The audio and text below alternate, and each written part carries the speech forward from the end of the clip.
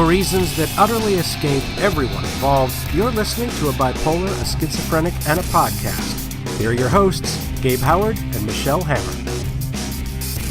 You're listening to a bipolar, a schizophrenic, and a podcast. My name is Gabe Howard. I have bipolar.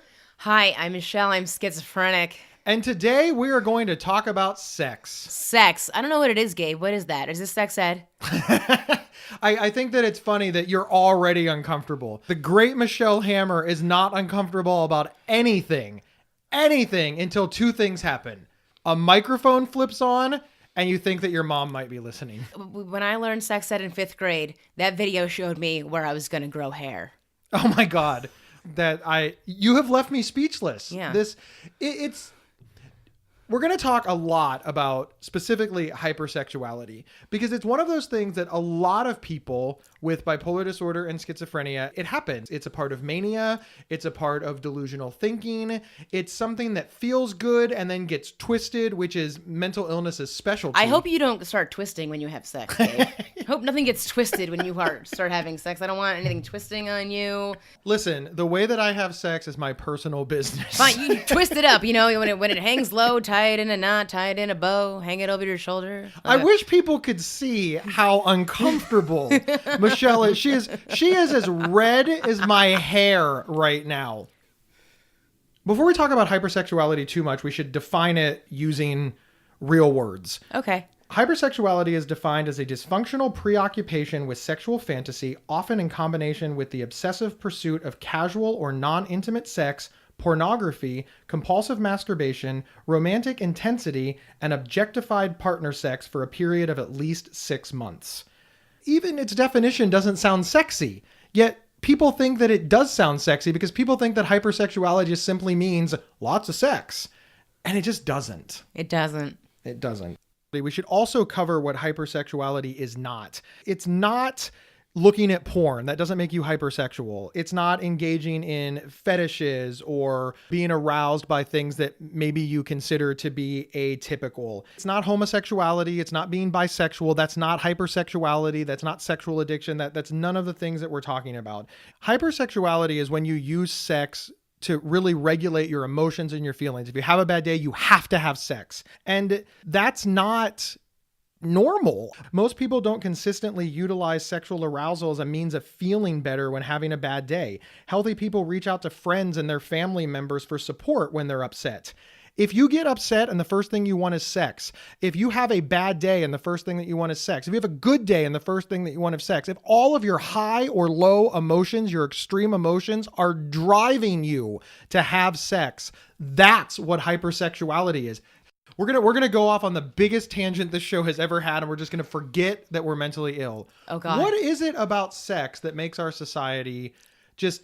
I mean, we literally use scantily clad women to sell gum, but talking about sex makes almost everybody uncomfortable. Like, what's up with that?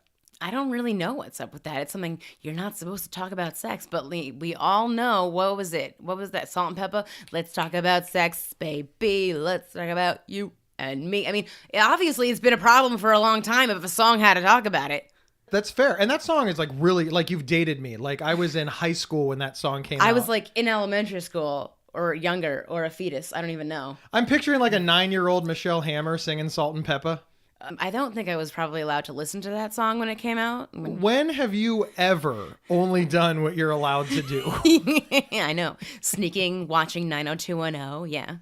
R.I.P. Luke Perry. R.I.P. R.I.P. Luke Perry. R.I.P. Sadness. Dylan McKay, I miss you forever. 90210 was another show about teenagers who had a lot of sex. You weren't allowed to watch it because of all of the sex that was in it. And that show was geared toward high schoolers. But I was much younger than that. Well, yes, but my point is that sex is everywhere. But yet, when it comes to talking about sex from a medical perspective, and that's really where this show is going to end up eventually, I promise, why do we have such a problem with it? It's been a problem throughout society. I know that the beginning of the women's sexual anything, back in the day, women would go to the doctor and they would pull out like the vibrator and vibrate on the woman's clit and then they would have an orgasm, and that's like a medical thing they used to do because they didn't know that women actually were supposed to feel pleasure from sex. It is interesting that you bring that up because that's absolutely true. A lot of people don't realize that the modern day vibrator used to be a medical device. It was created in asylums to calm down hysterical women. Hysterical, hysterectomy, these are words because doctors believed women's reproductive organs tied into their mental health.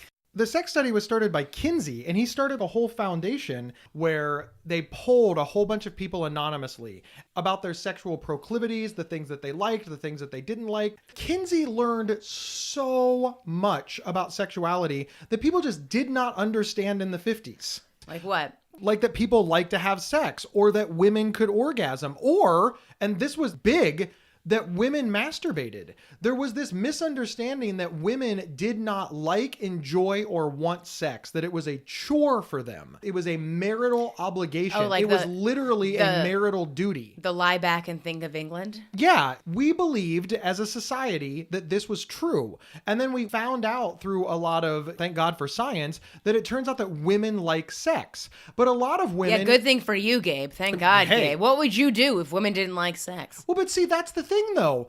Our society was so messed up that even though women didn't like sex, they were still expected to have it. I see what you're We saying. believed as a society that women did not enjoy sex, yet they were required to do it. And we had phrases like wifely duties. This all segues into hypersexuality because there is probably not a more misunderstood symptom, because the number one thing that people think about hypersexuality is that it's awesome. They think it's fun. People think hypersexuality is somehow good. It's not. We're going to talk about a lot of stuff, and some of it we're not going to have horrible memories of because, hey, this is our lives. We don't want to regret everything, but the underlying message in this entire show is that hypersexuality takes from you. It doesn't give. It just doesn't. There is a world of difference between having a lot of sex, which is good, and hypersexuality, which is not good. And nobody seems to understand that. Everybody thinks that one, hypersexuality is fun, and two, hypersexuality is not a symptom of a serious problem. What do you think about that? I think that I thought the same thing. I think that I thought that hypersexuality was having a lot of sex. It kind of sounds like it, doesn't it? Hypersexuality, lots of sex, having sex furiously. You say you're hypersexual. Yeah. Before medication, before treatment, before everything. Yeah. And so you did not enjoy it. Did I enjoy having a lot of sex? Yes, because, here's the thing that I want to explain, it was a compulsion. It was a need that I had to fill. So by filling it, I got relief from... Was the need like you're so horny, or it was the need of you want to be with somebody? Oh, it had nothing to do with the other person. Hypersexuality has nothing to do with your partner. So you just, nothing. You were horny. I don't know that I would say horny. I'd say that it's almost like an alcoholic that has to drink. They're not thirsty. They're compelled to do it. Or you ever take a pack of cigarettes away from a smoker? They're just so desperate for that cigarette that they're not even enjoying it anymore. And they're yelling at people and they're screaming and they're bumming cigarettes off people and they're angry. And then when they finally get that cigarette, they feel better. But really?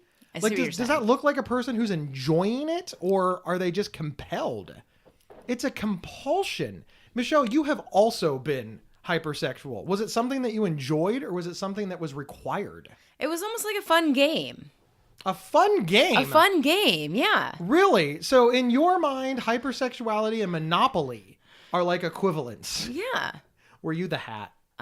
Sure. I don't know. I don't know all the characters of Monopoly. I've only ever played Monopoly Junior. I love how you said the characters in Monopoly rather than the tokens. Sorry, I don't even know they're called tokens. Whatever. I am not that familiar with Monopoly. I'm not attracted to the Monopoly man. But you're familiar Nobody with ever Tinder. paid me $200 for passing go. Oh, you knew a reference. Yes. If I got paid $200 every time when I made a man pass go, I'd have a lot of money. How much money, Michelle? More than $200. More than $400? Perhaps. Hold up. Here's our sponsor. This episode is sponsored by BetterHelp.com. Secure, convenient, and affordable online counseling. All counselors are licensed, accredited professionals. Anything you share is confidential. Schedule secure video or phone sessions, plus chat and text with your therapist whenever you feel it's needed. A month of online therapy often costs less than a single traditional face-to-face session. Go to betterhelp.com/psychcentral and experience 7 days of free therapy to see if online counseling is right for you. betterhelp.com/psychcentral. Want us to answer your questions on the show?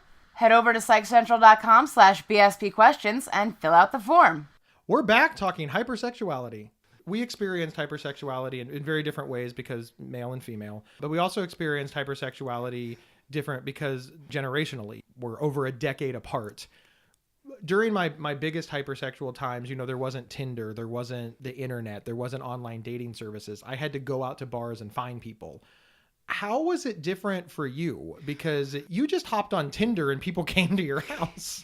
It's actually also living in New York City. Tinder can be very easy. You go on Tinder and you just put it on 1 mile radius. Really? 1 mile radius. So you know who's in the neighborhood and you start getting messages of people you meet up with. They're like, oh, you're in Astoria? Oh, I'm in Astoria. Oh, you're so close. We're in Astoria. Oh, over there? Oh, wow, we're neighbors. Oh, we're neighbors. That's so cool. You're so convenient. Blah, blah, blah. I'm like, yeah, this guy doesn't realize that I put it on 1 mile radius. Did you regret it? Like when it was over, did you think, oh, I'm a bad person? Or did you not care? Oh, I didn't care. That's interesting. Do you think that is the typical experience of the average female? On one hand, you're like, oh, I didn't care. I was fine with it. But yet you are embarrassed by it. It's not that I'm embarrassed by it. It's just there's judgment about it. I mean, a lot of girls wouldn't do stuff like that, but I don't think anyone should judge anybody by what they choose to do as long as you're being safe. I think what's more judgmental is that you let a stranger into your home because you never know, like. Did you let murderers. hundreds upon hundreds of strangers? Not hundreds. What are you, nuts? I didn't let hundreds, please. Come on. So like dozens? Possibly. I don't know. So you lost count. Oh, I have no idea the count. Do you know your count? Yes. You Yes. know your count? I don't know it exactly, but I know that it's in the hundreds. Oh, I'm not in the hundreds, Gabe. I'm nowhere near the hundreds. Thanks. That was very judgy. I wasn't judging you. Yes, you were. No. I'm Shut up. No, but I played a game. So I was with a therapist, but not my therapist, don't worry. I've been with a psychologist, not my psychologist. But I always wanted the trifecta and get a psychiatrist. I haven't done that, and I don't know if that's going to happen. But wouldn't that be awesome? This is where you scare me sometimes because I had sex with a psychologist. I also had sex with a therapist. Oh, no. And I absolutely unequivocally want to have sex with a psychiatrist. Oh, my God. No, I'm like, Gabe, You no. are. I call this game sex bingo. Yes, it is such sex bingo. Is it healthy, though? Wait, can we make a game called Sex Bingo? I already did. This is my game. I've been playing it since I was 19 years old. And do you have races, different races and religions in your Sex Bingo? I really go by like personality traits and or jobs. Gingers, brown hair. Yeah, I don't really blonde care about hair color. Doctor, lawyer. Lawyer. I have lawyer. You have lawyer? I have lawyer. I don't have lawyer. What's the free spot? Oh, yeah, masturbation. That was a freebie right there. Your hand. Your hand. Or your vibrator. What do you think of the fleshlight? I have never used a fleshlight because I'm a woman. Yeah, that was a stupid question. Me and my friends were in a bar with a bunch of firefighters one time, and the firefighter, they were saying, that one over there, he's got a fleshlight. So we all started talking to him about his fleshlight, and he's like, well, with a fleshlight, you don't have to talk to him before and after. Wow. Yeah, that's what he said. Did that make him more or less attractive to you? Much less attractive. Really? He doesn't want to talk to a girl before and after. He'd rather just bone his fleshlight. This is the core difference, I think, between men and women. Not like across the board, but if a woman said that to me, I don't want to talk before and after, I'd be like, excellent. This could work. Not anymore, though. We have both grown tremendously as people because we do know people who listen to this show and they're like, oh my God. For example, my wife listens. And if somebody is a first-time listener to this show, they're like, wait, that guy's married? Oh my God. But You should tell her to become a psychiatrist. This is an excellent idea. Yeah. You should tell your significant other to become a psychiatrist. Oh, that's a good idea. Oh my God, why didn't we think of this? Oh my God, what if now that we are monogamous, our sex bingo should really be about getting our significant other as many jobs as possible? We're going to have the most successful spouses in the world. Yes. Hi, what do you do for a living? I'm a doctor, a lawyer, a psychiatrist, a brain surgeon. A pilot. I'm a pilot. I'm an engineer. What is your max number in a day? 3. Oh, only 3? Only 3. You only had sex with 3 people in one day? I believe. That's Not a lot. no. I really hope my mom listens to this. I mean, Well, let her know. I'm worried though, because one of the reasons that I enjoy doing this show with you is because at the end of the day, you're just as fucked up as me. Yeah. But my max number in a day is significantly higher. Well, I'm not surprised by that one. Thanks. That's terrible. You've never hired sex workers though. No, I have not. Is that because women just don't have to? Is it because you didn't want to? Or is it just because you existed in the age of Tinder? I exist in the age of Tinder where it's free for girls. I wouldn't even know where to go to get a male sex worker at all. No, I wouldn't even know where to go. And why would I do that when Tinder is free? When you reflect back on hypersexuality, you don't have the same gut-wrenching horror feeling that I do. What do you think that is? Do you think that you've just rejected a lot of societal stereotypes or the pressure that society gives young women? Do you think this is because you're such a strong feminist? Because I feel awful. No, I think it's just feminism. I need to just, you live your life. You do what you want to do. You don't feel embarrassed by it. You shouldn't feel ashamed. Other people, my friends, they were like, what did you do? And I'm like, I did what I wanted to do. You can judge me. I really don't care. I don't care. For me, one of the things that I disliked so much about hypersexuality is it wasn't about having fun for me. It was about having sex, and while having sex, I would think about when I was going to be able to have sex again. So I wasn't even enjoying it in the moment. I had to. I think that's the thing that maybe a lot of people don't understand about hypersexuality. I had to. I didn't want to. I didn't enjoy it. I had to. I didn't get any enjoyment from having sex. It was a chore that I had to do. Oh, mine was definitely not a chore. It was more of a kind of almost a manic kind of a game. Really, it was. So hypersexuality exists on a spectrum, much like everything else. Yeah. You would say then that maybe you had hypersexuality light. And I'm not judging it in any way. There's got to be a big difference between somebody who in a 24-hour period is like, hey, I'll go have sex with 3 people and now I'm cool. And somebody that would have sex with 21 people and say, I need more. I need more. Yeah, that's a lot different. I wasn't craving and craving and craving and craving. It was more just the thrill of the whole thing, In addition to the sex act, did you feel that the other person was validating you? I don't know. I think it's kind of hot when somebody wants you. You kind of feel hot when, it's like, I feel hot. I don't know. You just feel wanted. You feel like, yeah, they're totally into me. I feel cool. I do. And I think in addition to hypersexuality, I had comorbid disorders going on because not only did I have to have sex, not only was there this compulsion to have sex, but when somebody was willing to have sex with me, they were telling me I was worthwhile for something. They were saying, hey, you're not terrible. I needed that reassurance that at least I wasn't garbage. And Gabe, can we bring up how you lost your virginity 18 times? I did. I lost my virginity 18 times. Tell that story, please. Why did you say it 18 times? And why did they believe you 18 times? Because that is so funny. I was so desperate to have sex that I would just literally say whatever it took to have sex. And, I was a 500-pound guy. And remember, I didn't have Tinder. None of this stuff existed. I didn't have the internet. I didn't have smartphones. I had to go out to bars and find people to have sex with. That sounds terrible. And I still had my personality. I was still charismatic. I was still funny. People were flocked to me, but that wasn't sealing the deal because I weighed 500 pounds. I weighed, anywhere from 450 to 550 pounds. And people were just like, yeah, I don't know. He's kind of fat. So I came up with, well, frankly, a ruse. I told people that I was a virgin. Then I thought, oh my God, this guy is so nice. He's so kind. He's so funny. Oh, I'll take his virginity for him. I got to give him a shot in the world. And once I realized this worked, I did it 18 times. That's so funny that you did that. Is it funny or is it sad? Or a combination of both? It's both. Yeah. It's both. I think it's so funny that these women would feel almost bad for you that they would have sex with you. And that's an interesting thing to think about as well.